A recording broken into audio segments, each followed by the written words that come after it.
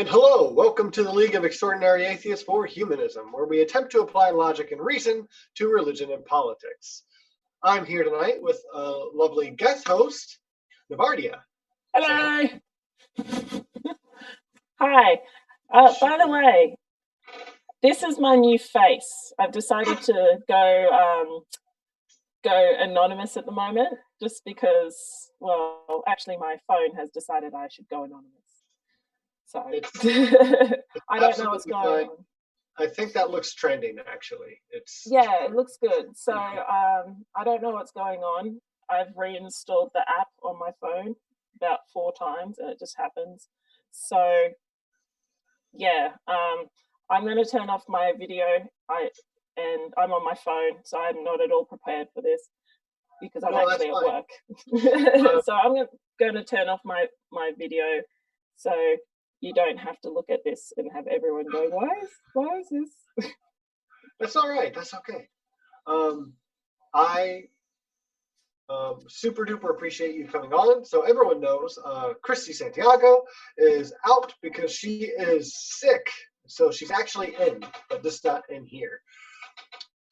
She's in bed right now. She feels real bad for not being able to come on. But the show must go on. So we have left her in bed, and I'm going to do my best to kind of fill her shoes with Meredith. So, get well soon, Christy, by the way. Yes, absolutely. We miss you. We missed you a lot. So this may be a little bit of a short show tonight because, look, I don't talk as much and as pretty as Christy. So there's that. But I'm going to try to give us the lowdown on everything that's happening. And Navardia, if you just want to give me your thoughts and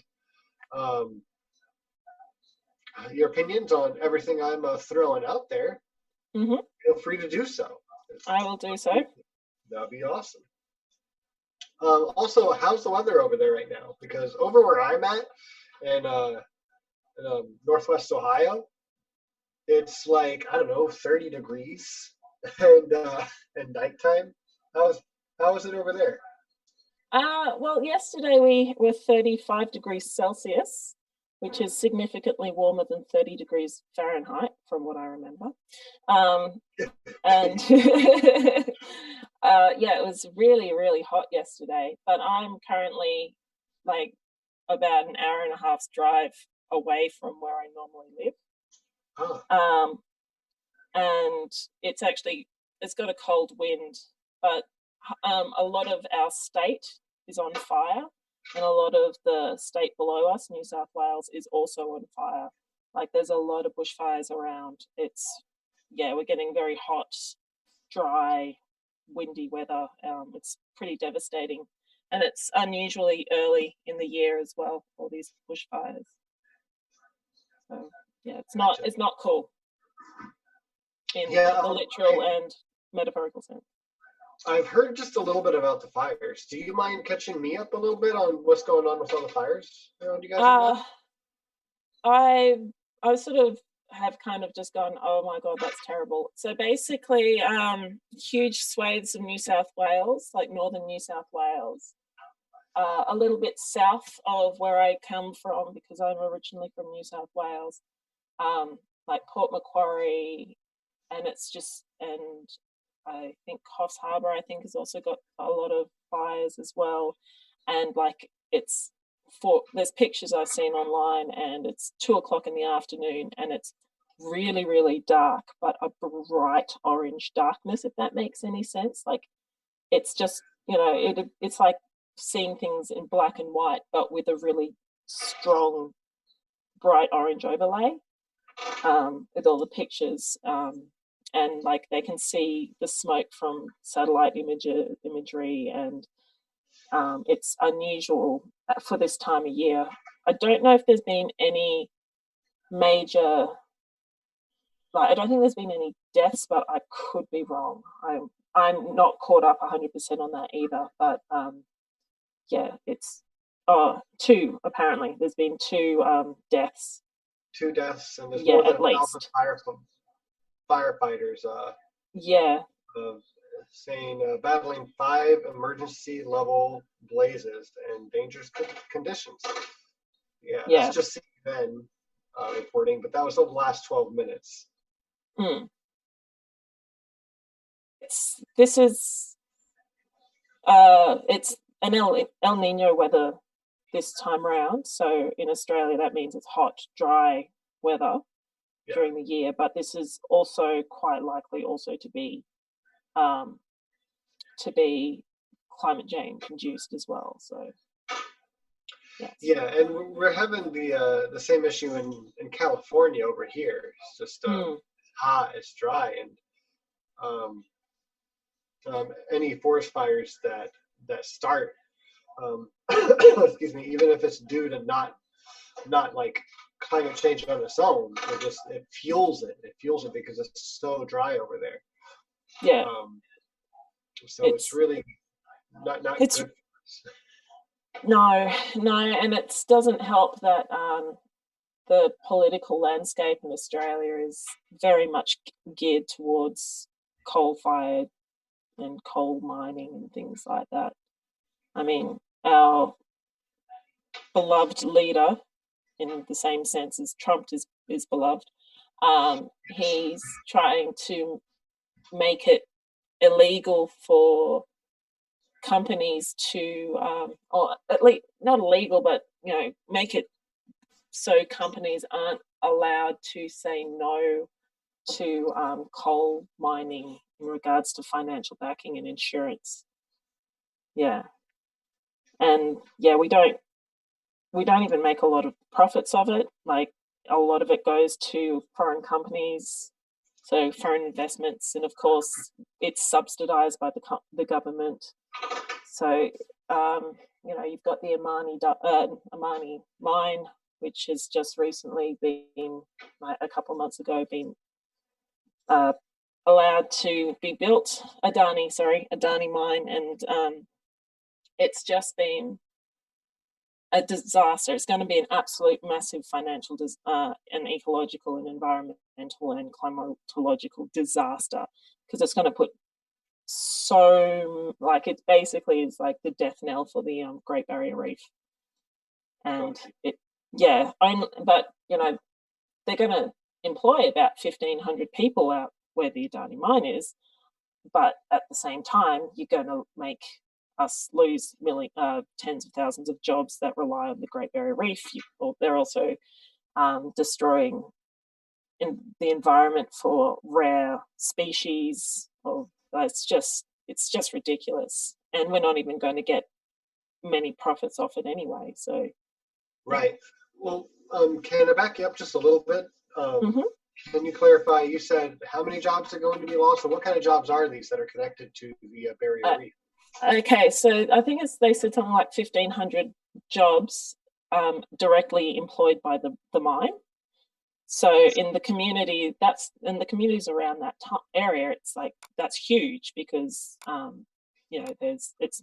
not very prosperous areas because it's out in the middle of bloody nowhere. But the damage caused to the climate because of the coal that's being dug up in that area is basically the death knell. Like, ecologists are like, if you put in the Adani mine, we will lose the Great Barrier Reef. And the Great Barrier Reef supports something like 10,000 Australians, like 10,000 jobs, because you've got the tourist, you've also got fishing, you've also got scientists and ecologists and marine biologists. They all depend on the Great Barrier Reef jobs. So it makes no financial sense. It makes no ecological sense. It was massively opposed by a lot of people in Australia. I mean, I feel for the people who live in that area, because there's no jobs out there. So I can see why they support it. But for the rest of Australia, it's not good. No, it's not. And from what I know, the Great Barrier Reef, excuse me, already so much of it is bleached. I don't know how much. I don't know the numbers right offhand, but like it's already gone downhill in the last 20 years. It's like night and day. I can't remember the percentage. Yeah. I think above a certain level, 98% of it has been bleached, if I remember correctly. I did do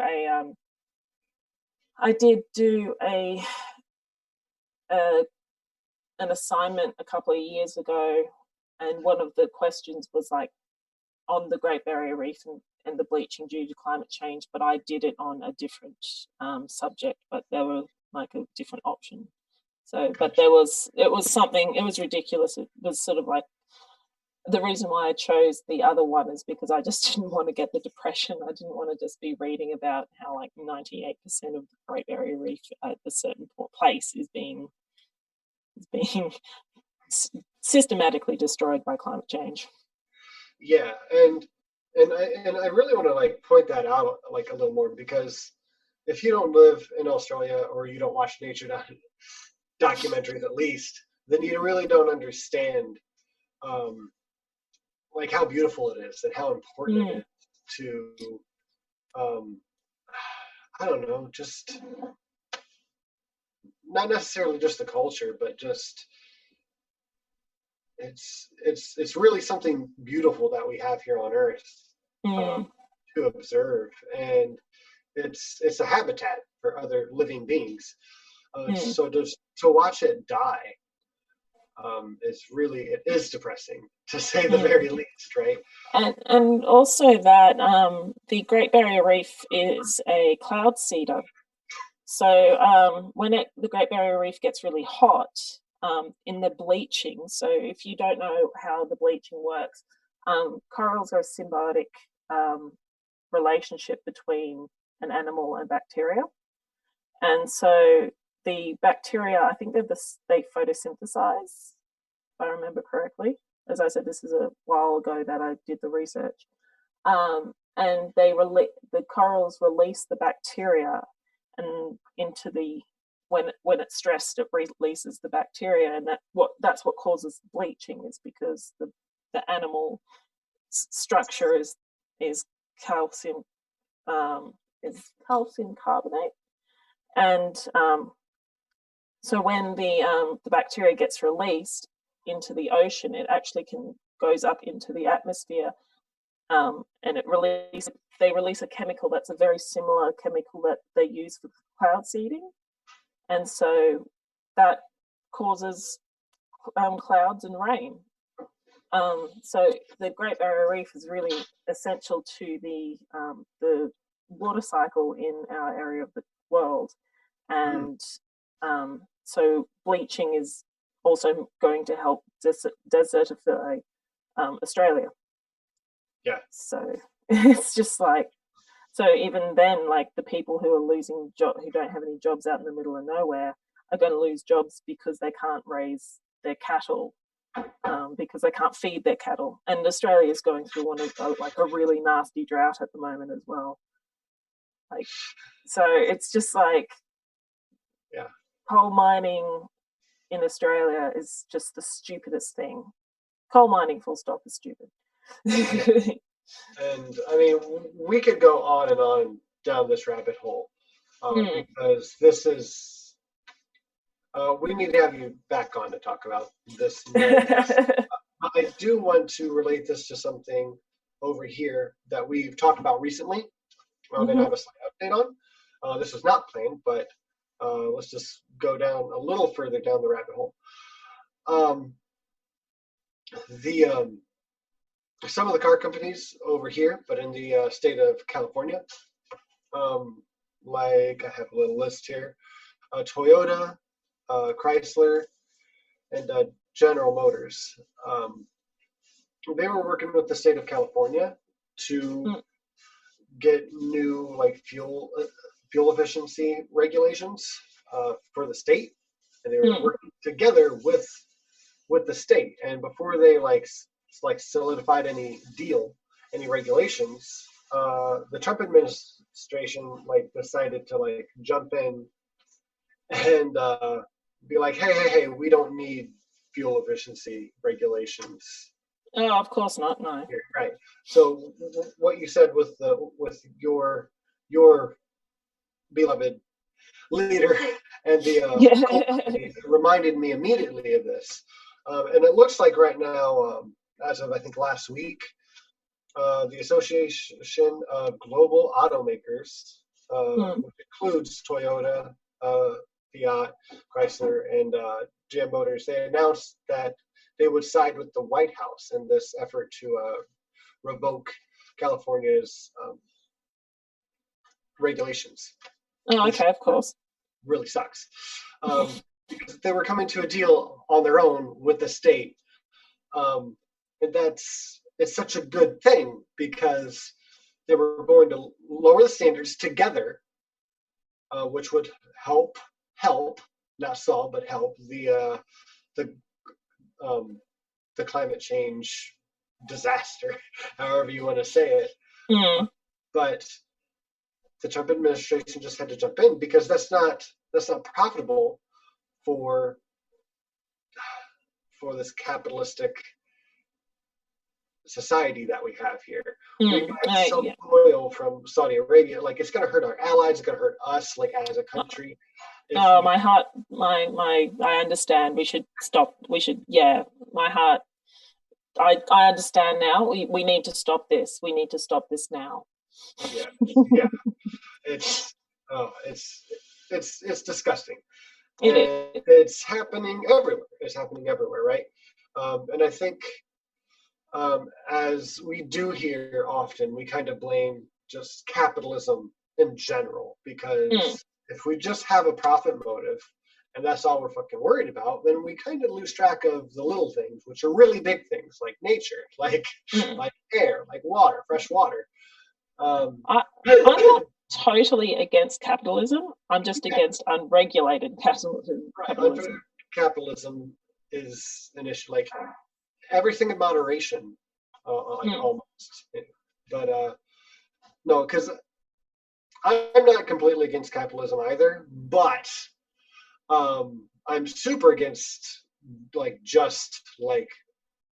unfettered capitalism, like what we're kind of heading towards right now. Like what we're at that right now, we're at that precipice over here of they're just gonna completely deregulate the market, or we're gonna chain it up. We're leaning on this fine line, and I'm really not sure which way it's going to go right now. But the optimist in me is that it's going to get more regulation and that. But am I pessimist or realist when I say it's not? Right. Yeah. I think we're really on a fine line right now. It really could lean hard in either direction here in the next year. So, but our first schedule topic of the night really kind of gives us a little bit of hope. If you don't mind jumping into the next one with me real quick.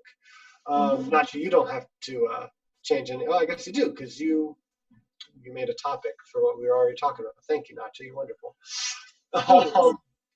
He's the best, not just the best. He is. Okay, so we had some small elections here, some local elections. I don't actually know what it's called because I'm a butthead. I'm sorry, everyone. But we had elections here last Tuesday. And it looks like we had a blue wave. Looks like a lot of Dems won in some important parts of the country, which is really, really awesome.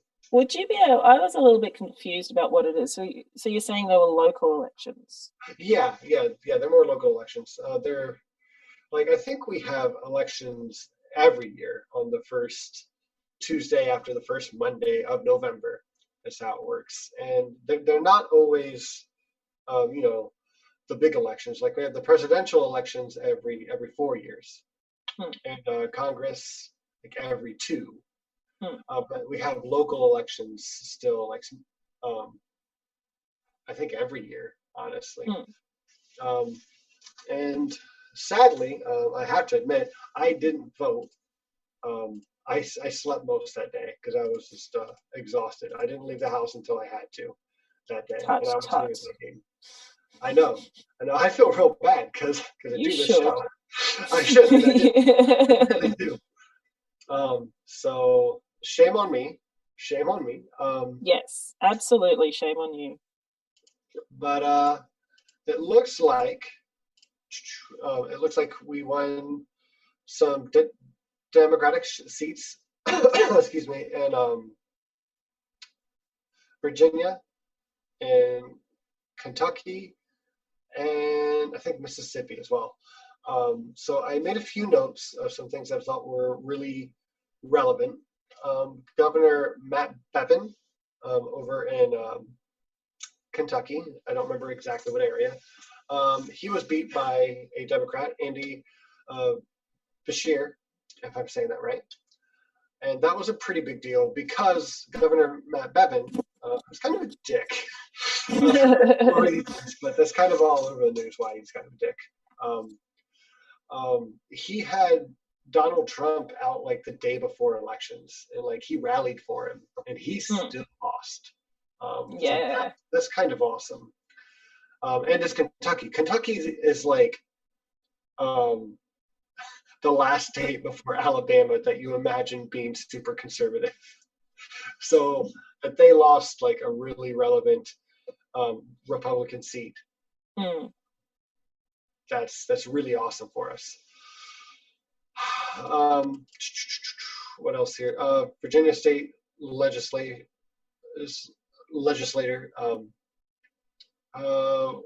Democrats flipped the State House and the Senate with Governor Ralph Northam. And I'm sorry, he was already in the mansion, but they got more seats in Virginia, though I don't have the full list. Two other things on this real quick was super cool. It looks like in Kentucky, Mississippi, and Virginia, they had a Medicaid expansion. Oh, cool. Yeah. It looks like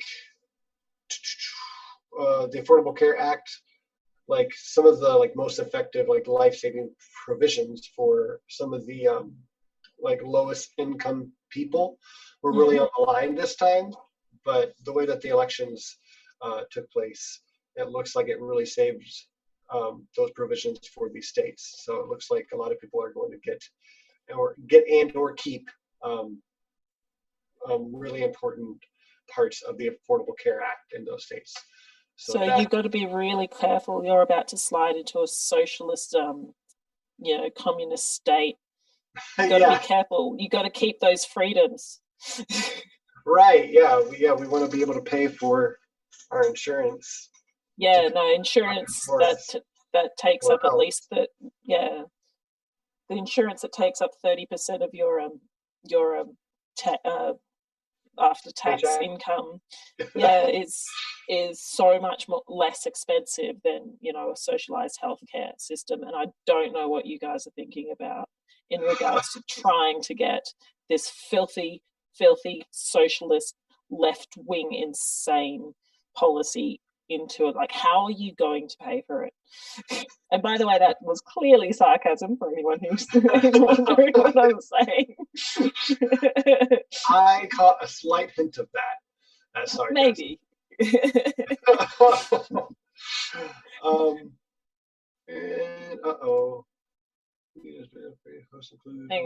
Have you got a message saying something? Yeah, I think we're good. Thank you for okay. Are we still on? Yeah, I think we're still on. We're still good. Sorry, we just got a little notice and it scared everyone here. Before I move on, because I've already lost my train of thought. Anyways, we have a question here in the chat. Wonder what odds I can get on Trump winning. I think his odds are lowering, especially since we have this small blue wave on this off election year. It really shows that the Democratic Party is really trying to unite a little bit, and they're getting active because they want more Republicans out of office because they're voting in their local elections. This is going to help. I think Virginia, they took over enough power to take over the gerrymandering. Oh, that's so good. Cool. Yeah, that's awesome. And one of the biggest things, hold on, I want to say this one first because I want to save the best for last. Okay. In Magnolia, Ohio, the only reason I'm mentioning this small one is because, one, it is interesting, but two, I live in Ohio. So Okay. I learned something from Ohio. There's a race for mayor in Magnolia, Ohio, which is, I think, over like near Cleveland. And it sits at like the border of Stark and Carroll counties. And it looks like it could result in a coin toss. Oh. Because the two candidates, Travis Boyd and Grant Downs, like got a tie of like 127 votes, I think, each. And in Carroll County, Downs won by 2 votes, and in Stark County, Boyd won by 2 votes. So they're still counting some later ballots that came in. But if it stays a tie, they're planning on doing a coin toss to see who wins. Oh, wow. Yeah. How is that actually democratic? I don't know. I think it's interesting. I think they should just do a revote, like my personal opinion. Like let people know and like have another voting day. But I don't know. That's just my thoughts on it. But it looks like it was the Stark County, I think, Board of Elections that said that they would be doing a coin toss, if I remember right. I know it was Stark County something. So I'm pretty sure it's the Board of Elections.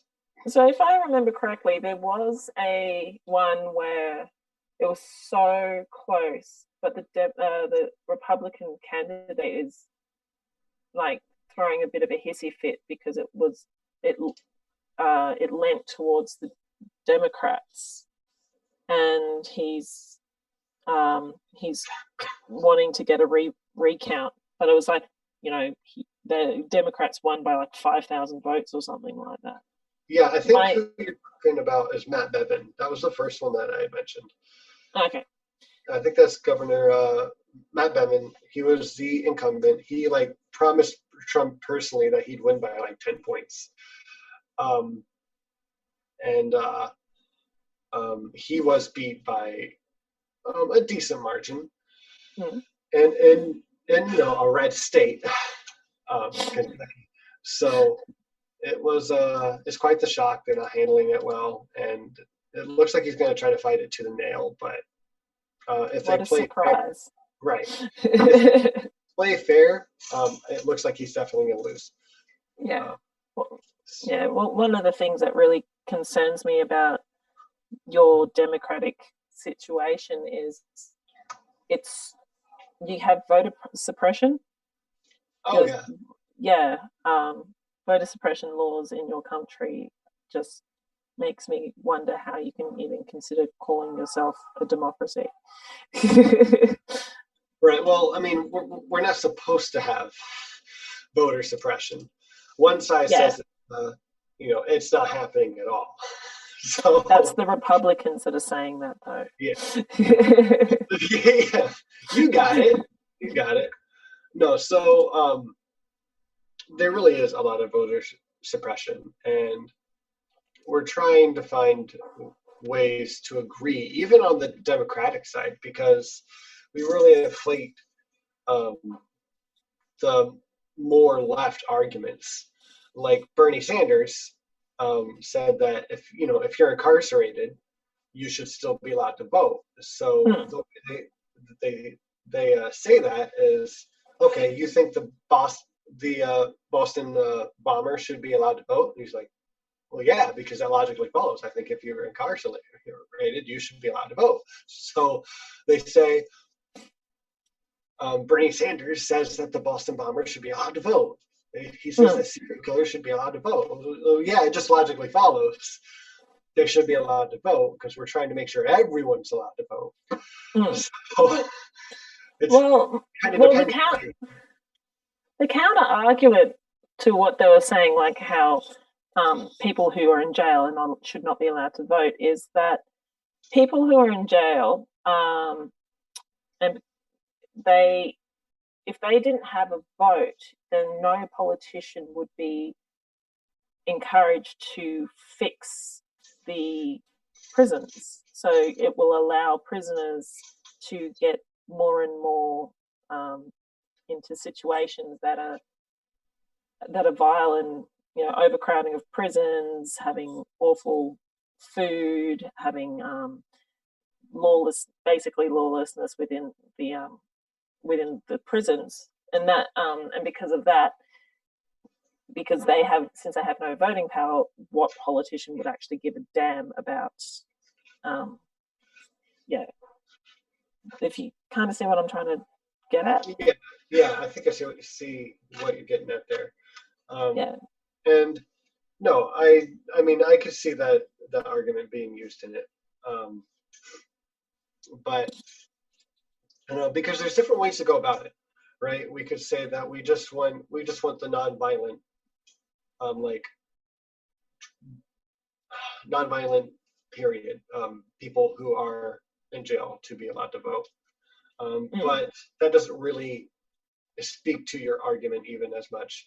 So yeah, but then again, you could also argue that violent criminals tend to come from lower socioeconomic situations, such as they're poor or whatever, and the reason that they're violent is because they did their violent act in an act of desperation.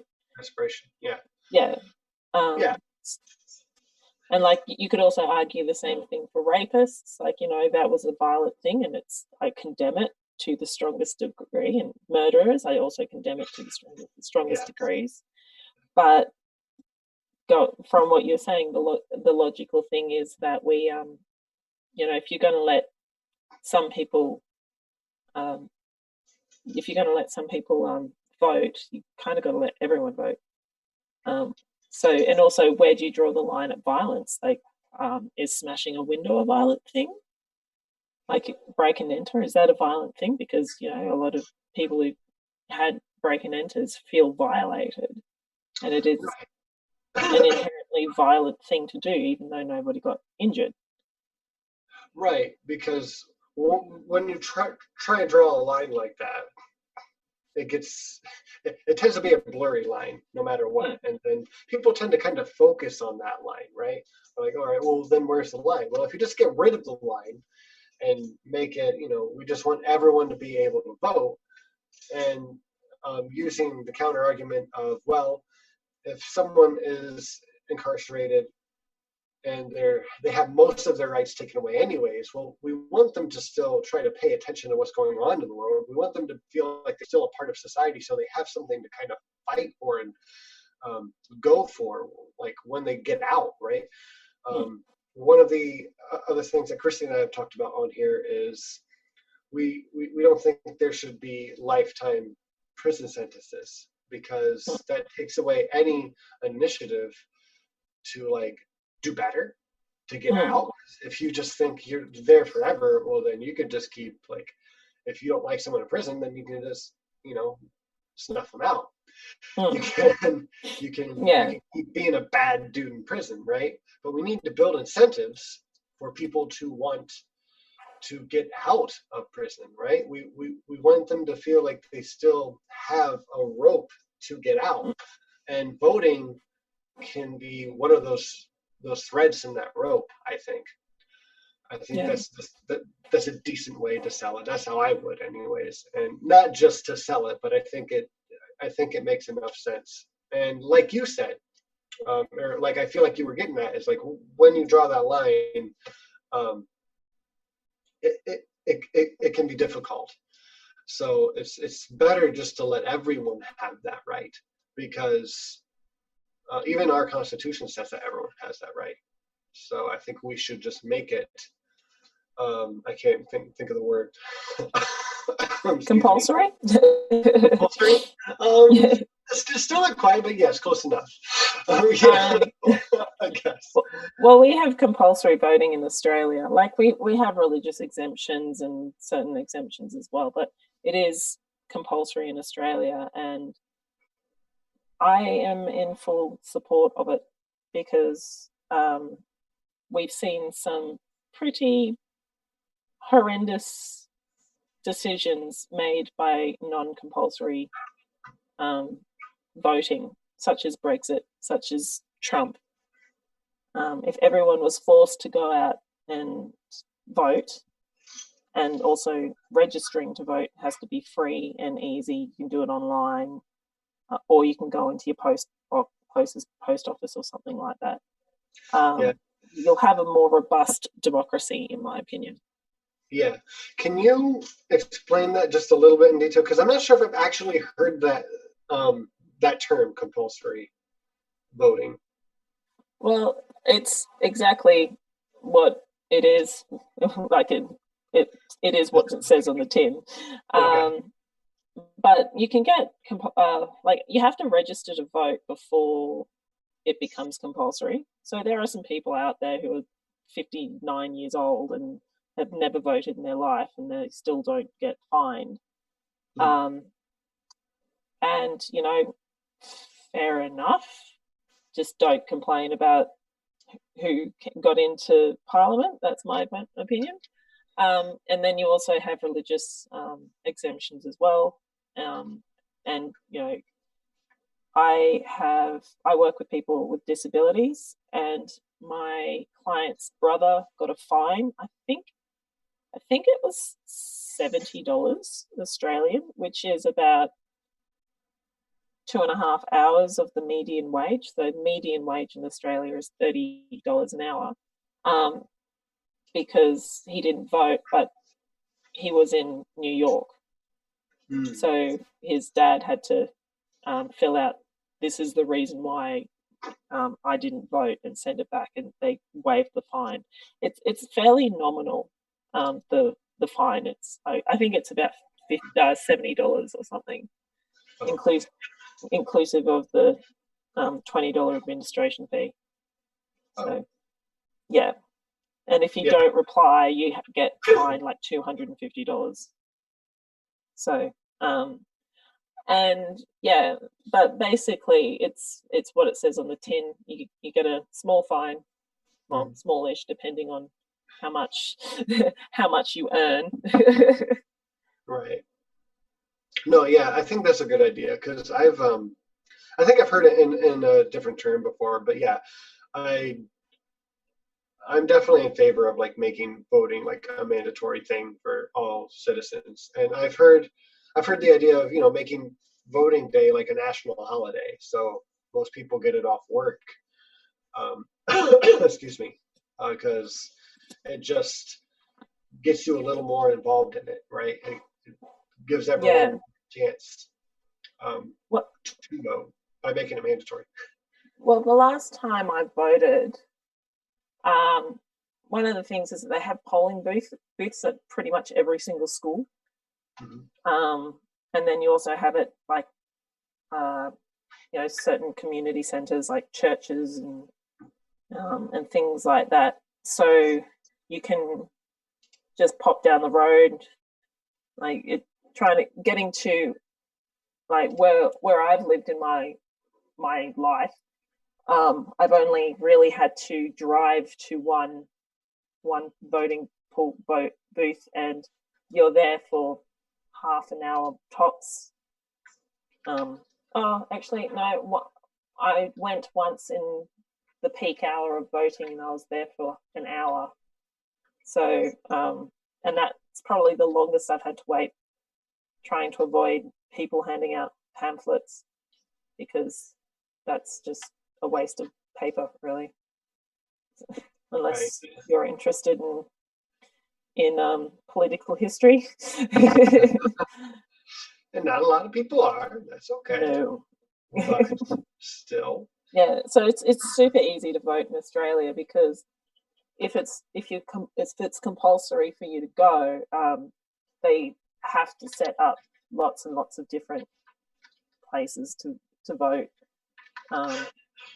Yeah, and it's pretty easy. You just number things and just put in the box, and voila, you're done.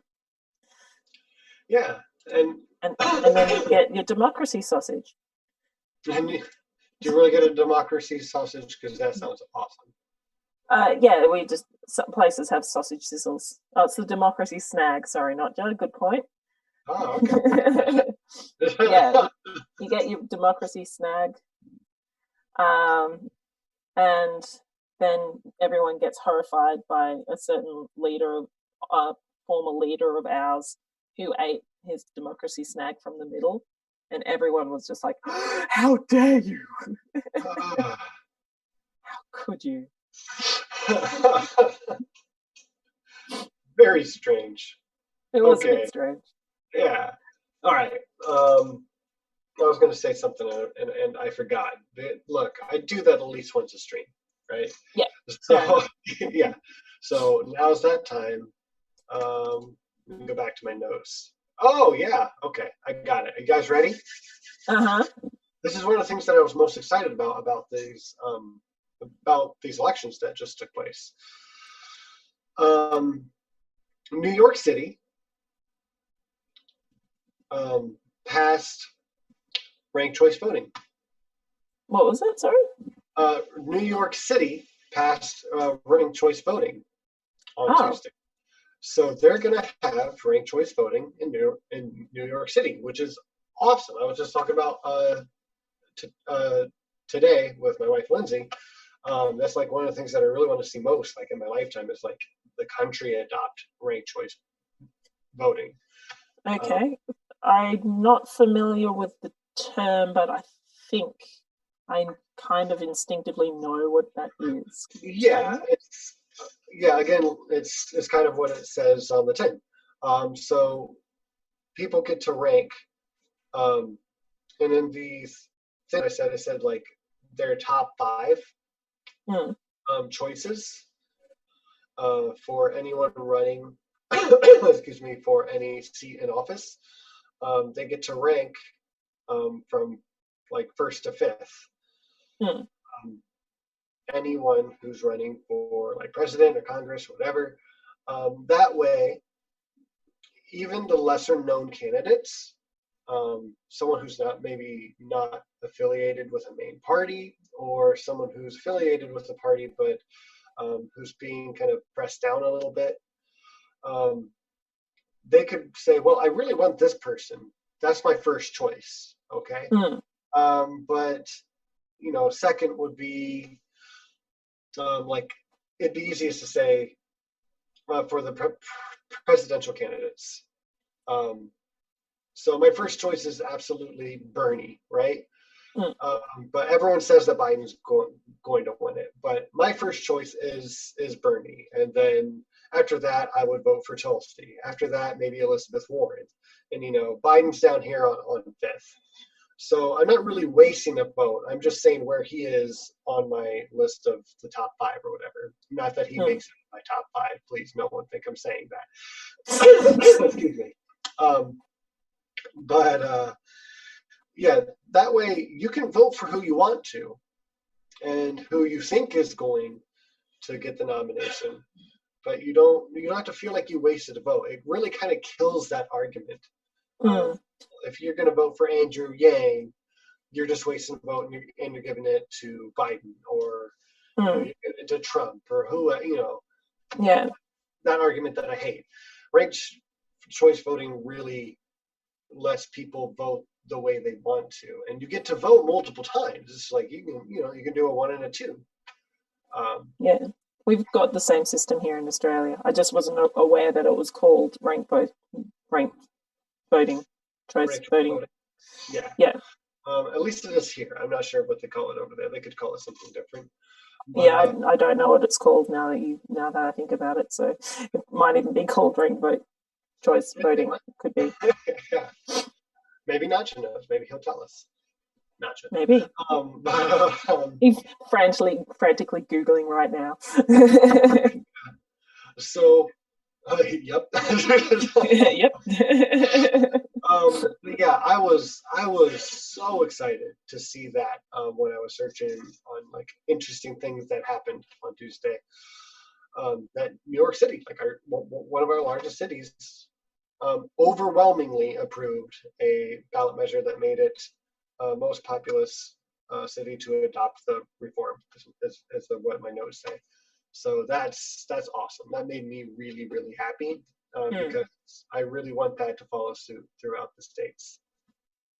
Because I really hated during the last election cycle, because I voted for Gary Johnson, and I know everyone that was not a good choice, but I was much less involved at the time. And look, it still wasn't Hillary, and it still wasn't Trump. So, excuse me. But that's all I heard all the time, is if I was talking to someone on the right, and I wasn't voting for Hillary or Trump, they just said, oh, well, then that's just a vote for Hillary. If I was talking to someone on the left-ish, then that was just a vote for Trump. Like, if it was not for Hillary, it was just a vote for Trump. And God, I hate that argument. So yeah, I really love ranked choice voting. Yeah, because you have first past the post voting. Yeah. And that's a terrible, terrible system, because eventually it will just turn your system into a 2-horse race. Yeah. But with our system, we also have a 2-party preferred system, but we also have an opportunity to have smaller parties influence the larger parties. So, for example, if it's a majority, like let's say Labour majority, so Labour is kind of like Democrats.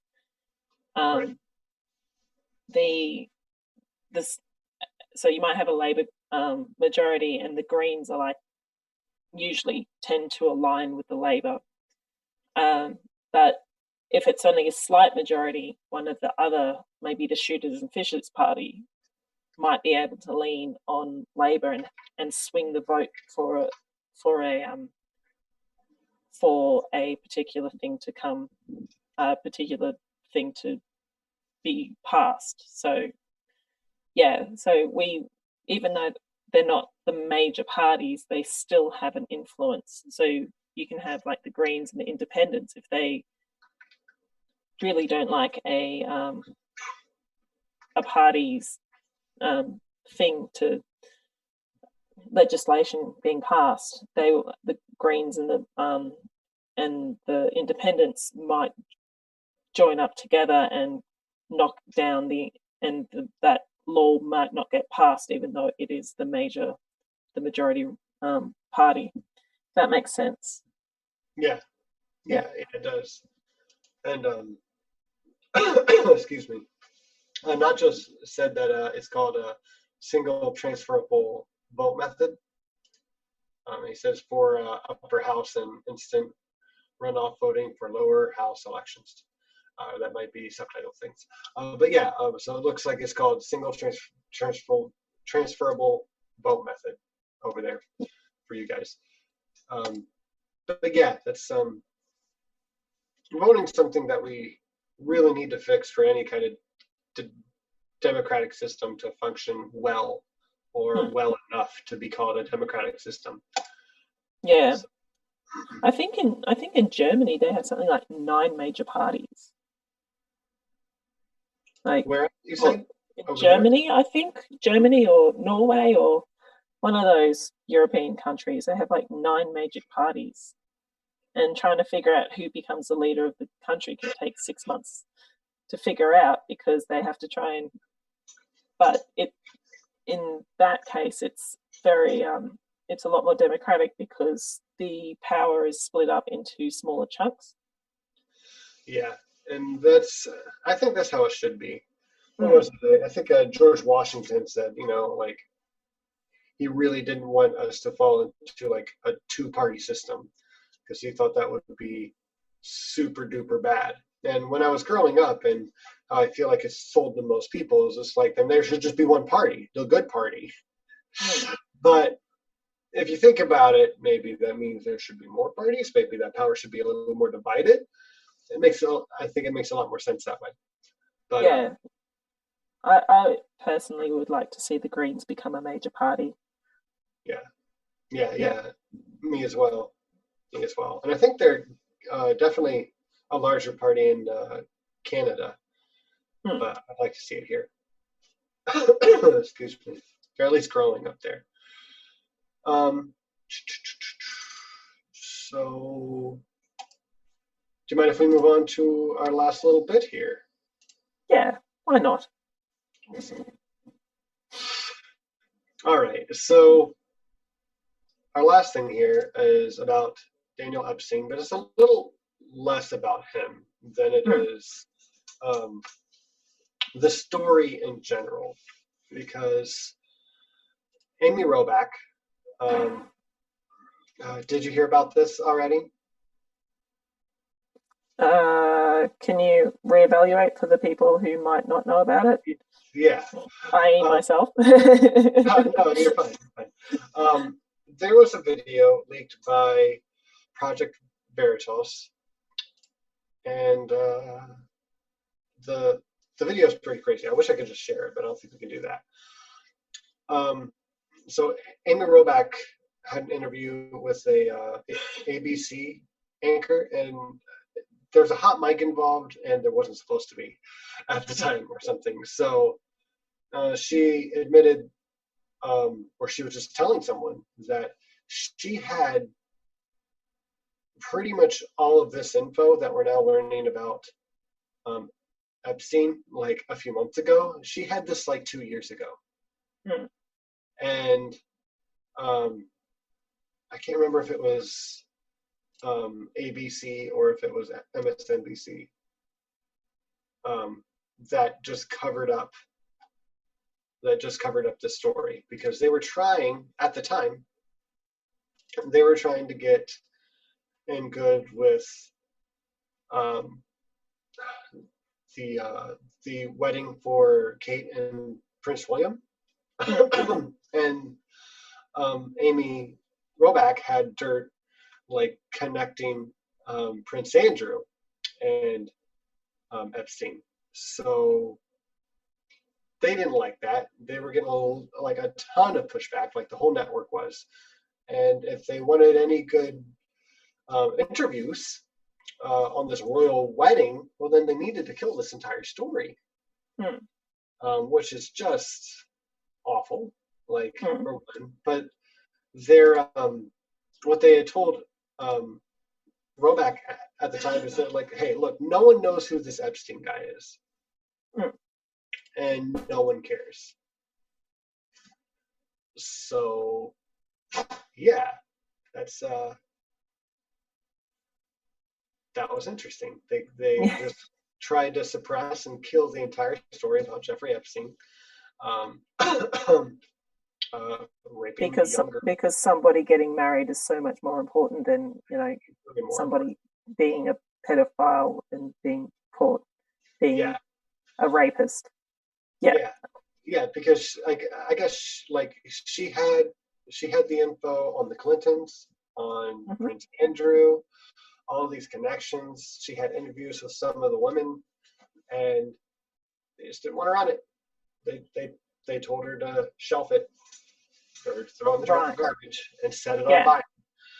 And because clearly two people getting married is more important. Yeah.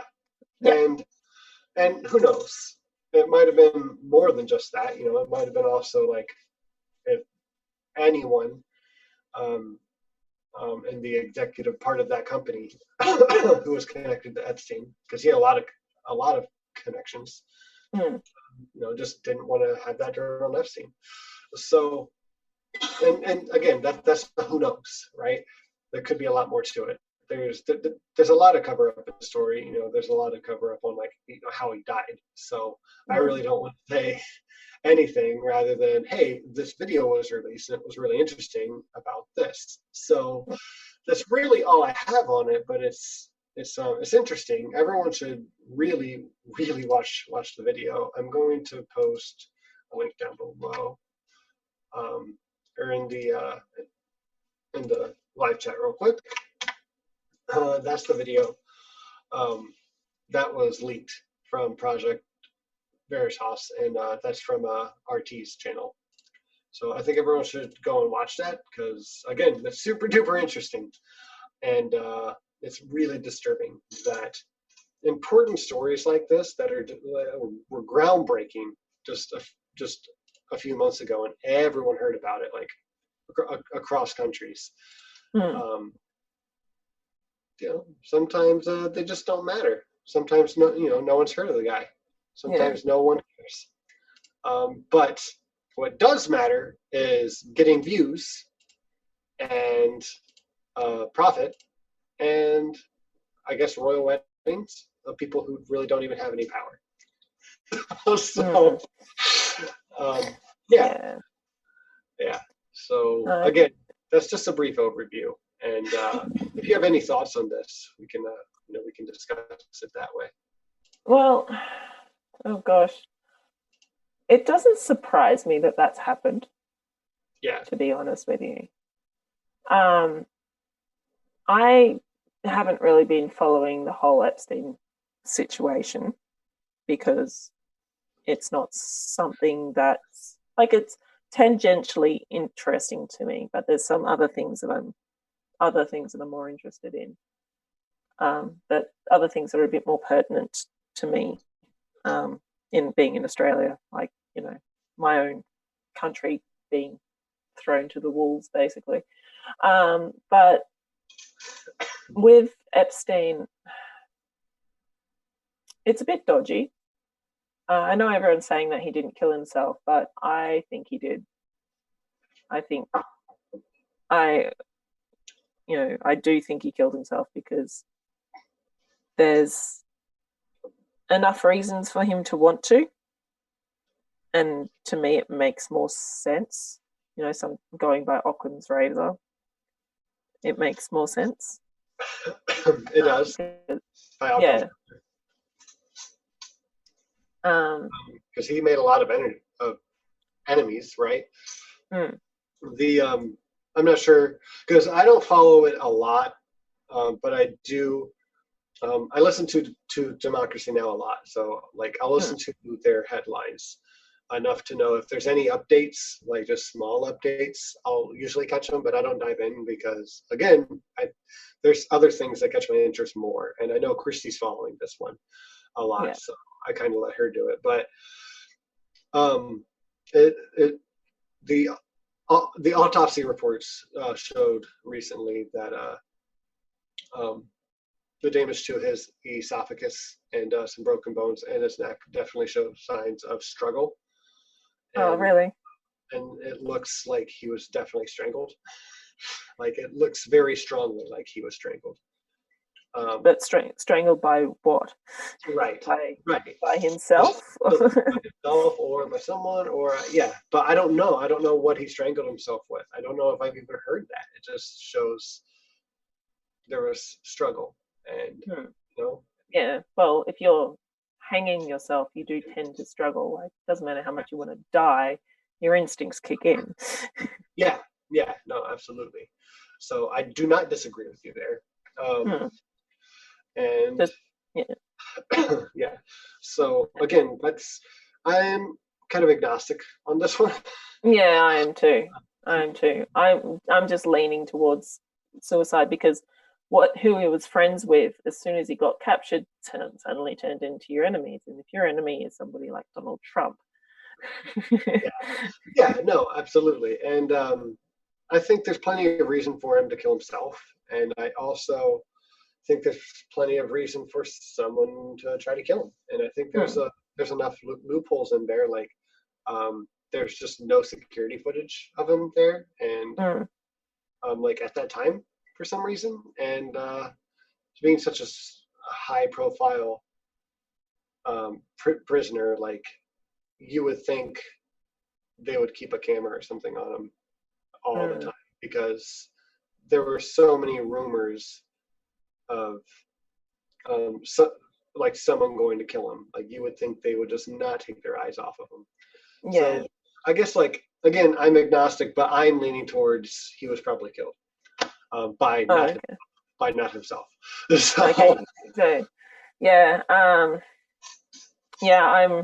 I'm sort of, if percentage wise, I would probably say I'm about 55% sure he committed suicide. Like I really have no idea. But also the people I kind of feel sorry for are the guards, because I did hear that the guards have been on like an 18-hour shift or something like that, and they haven't had like this going back to unfettered capitalism, where they treat people like things. You can't expect people to work massive long shifts and be safe, like, and be able to do their job. And I don't know how long that shift was, but I heard like 15 to 18 hours, and they hadn't had a day off in a couple of weeks, and they were exhausted and they were understaffed. And it's just like, and then now they're turning around. It's like, why didn't you look after the high profile prisoner? It's like, well, why didn't you actually put on extra staff members or give shorter shifts?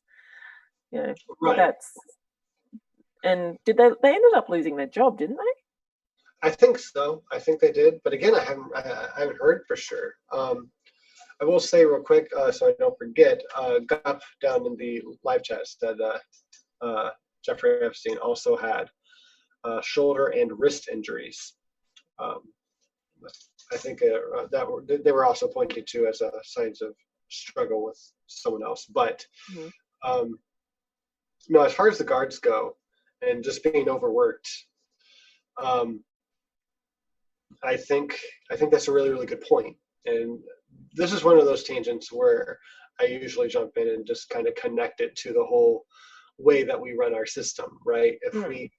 If we jailed less people for nonviolent crimes, and just like drug addiction, put them in rehab instead, or legalize marijuana, or legalize like most or all drugs, we'd have a lot more people in prison. It'd be easier to manage these prisons, and maybe we wouldn't have that problem.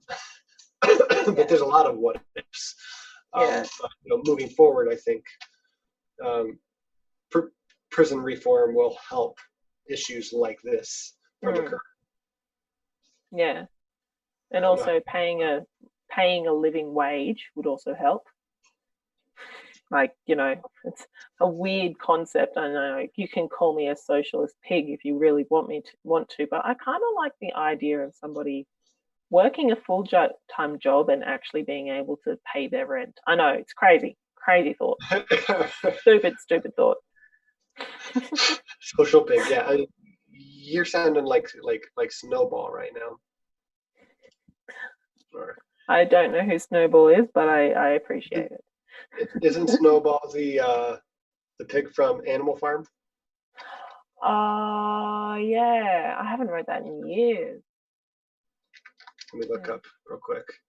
Animal Farm. Yeah, Snowball. Sweet. I got it. Yes. Well done. Thank you. I'll close that Google tab that I pulled open just for Snowball Animal Farm. I studied that in school when I was 14 years of age. Oh yeah?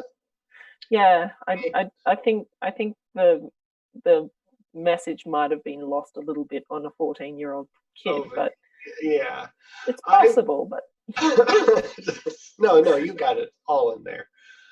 No, I read that for the first time like in the past 6 months, so a lot of it was real fresh for me. And also, you don't actually sound like Snowball. So, but anyways, that's really all I have for this week. I didn't have a lot going into the Epstein thing because I just thought that one bit was really interesting, and I figured Christy would just go on a rant with it. And then you got me. And then I just stuck with you. No. Then it was me. How disappointing. No, I'm very, very, very glad that you were able to make it on today. Are you still at work right now? Yes. Yes. So I'm super duper appreciative. And as I said earlier, you are absolutely lovely. I'm very glad that I got to do another show with you, because this is very fun. So, thank you.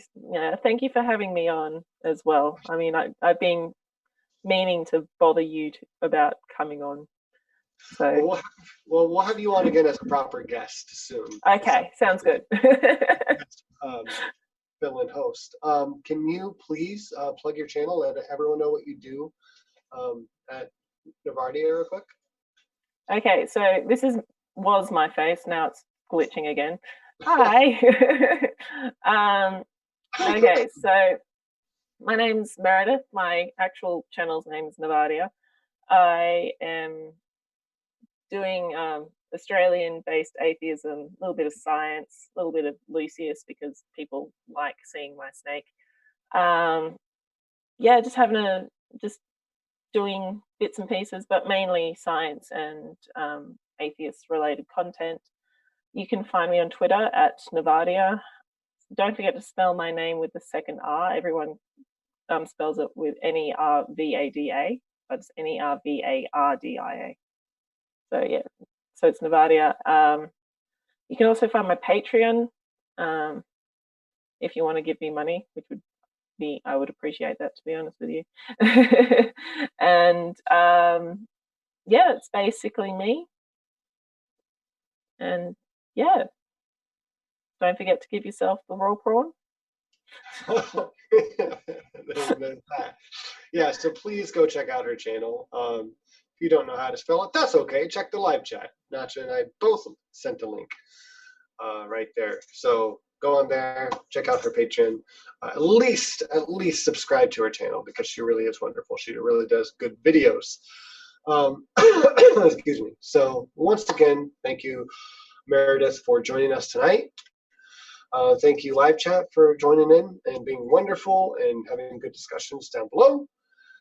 And I hope everyone has a good weekend. Oh, sorry, go ahead. I was just going to say to the live chat, I'm sorry I haven't responded to any questions. If any have been thrown at me, I can't actually see the live chat because I'm on my phone. Yeah, she's on her phone. She's at work. She's on her phone. She decided to multitask and come on tonight. So I cannot express how much I appreciate it, because I really, really do. So thank you again. Thank you, live chat. Thanks for everyone watching tomorrow. And Christy, we all hope that you get well very, very soon. Other than that, I hope everyone has a great weekend. And do you want to do our closing? Do you remember? Stay humanist for human's sake, or something, isn't that? For godless sake. For godless sake. Sorry, stay humanist for godless sake. Sorry.